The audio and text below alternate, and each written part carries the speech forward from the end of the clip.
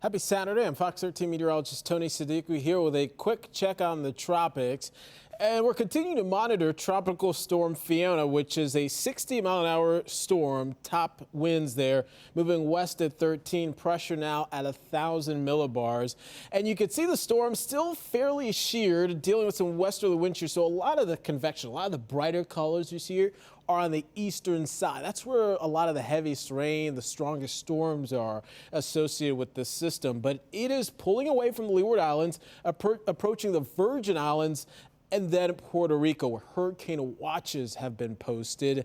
This storm is on a path to continue to strengthen, as while it perhaps deals with some land interaction, it's going to encounter an environment that's a little bit more favorable for strengthening here. And it could become a Cat 1 hurricane here at some point later this weekend or early next week.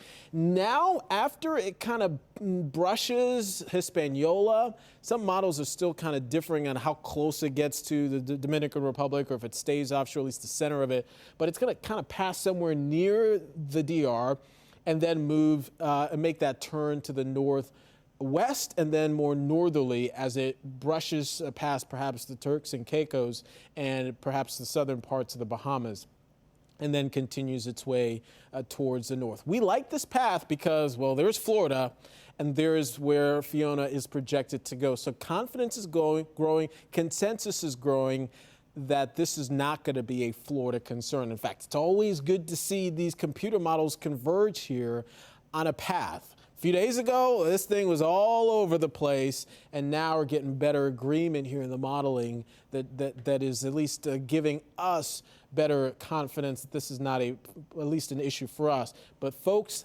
down in some of these Caribbean islands, they're going to get hammered with this thing. Here's the model comparison between the European in white, the GFS here in red. GFS showing a little bit of a stronger storm that's going to pull a little bit earlier to the north. The European a little weaker, but still both storms, both scenarios would feel the effects of a diving trough, and that's what's going to scoop the storm and steer it out to sea, leaving not just Florida alone, but likely all of the eastern United States. I mentioned big impacts for parts of the Caribbean islands, and you can see, while, yeah, they're going to feel some of the winds here, and the winds are going to create a big swell and a lot of issues, it's the rain that's really going to be the main issue. This storm is going to be a prolific rainmaker, dumping several inches of rain. In fact, let me go back here so I can show you this thing in motion over the next little bit here. Watch as the rain piles up across some of these islands. Some areas 5 to 10. Could be on the conservative side. Upwards of a foot of rain is going to be possible, especially parts of Puerto Rico here going forward as the storm just continues to dump, and especially as it perhaps brushes near the Dominican Republic. A lot of mountainous terrain there leads to a lot more rain, and mudslide issue is going to be a thing as the storm eventually pulls on away. So, of course, we'll keep our eyes peeled on Fiona. Elsewhere in the tropics, things are looking good. We've got a tropical wave here that has a chance to become something, only a 20% chance somewhere as it moves to the north. But elsewhere, no sign of at least any other tropical development. Of course, if any of that changes, we'll let you know, myfoxhurricane.com. That's how things are looking right now. Have a great day.